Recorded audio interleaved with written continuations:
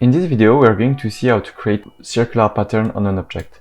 So the way you would do it in Rhino with grasshopper would be to repeat this object with polar array and then use this object with Boolean difference on this object in order to create this pattern. So it would be, you do select your object, do polar array, select the center of the array and then the number of items, which is 20 in this case, press enter, and then do a Boolean difference. Select your base first and then the cutting object, and then you would have something like this.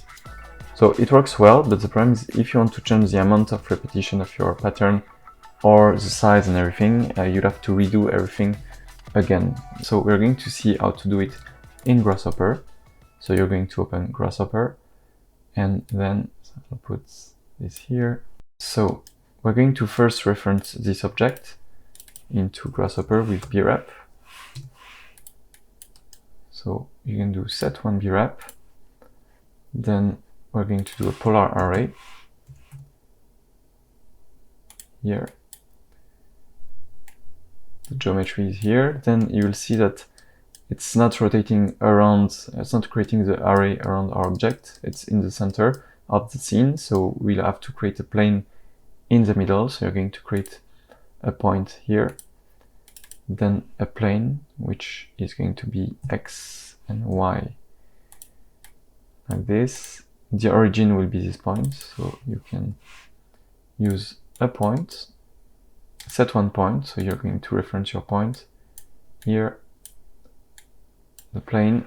So now your polar array is at the center of your object, and now you can choose the amount of counts that you want. So let's put a slider with 100 like this, and you can easily slide in order to have the correct amount that you want.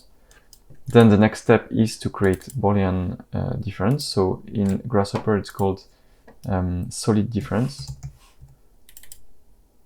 Solid difference here. So you can actually find it here if you are looking for it. Actually, I'm going to do this into the intersection menu. So the brep A is going to be this, and the breps B is going to be all of those shapes. So we're going to reference the base brep. So create a brep, set one brep, like this. So plug this here, and then plug this here. And we're going to create a custom preview here. Plug the geometry, create a material, choose white or whatever color you want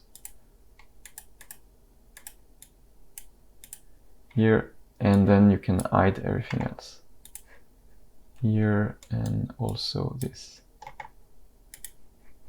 And here you see we have the same results, but the difference is now we can actually change the count and it's going to automatically update your geometry.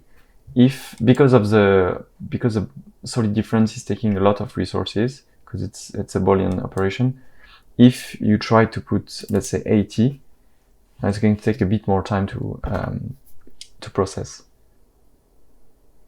So you see here it took 8 seconds to process, but if I want, let's put 50, it's going to take a bit less because there are less objects to do the difference with. So something also which you can do, which is really helpful, is so let's put it back to 20, is use your base geometry, this one, and because everything is linked to this brep, if you change the geometry, it's going to automatically update the other part of your object.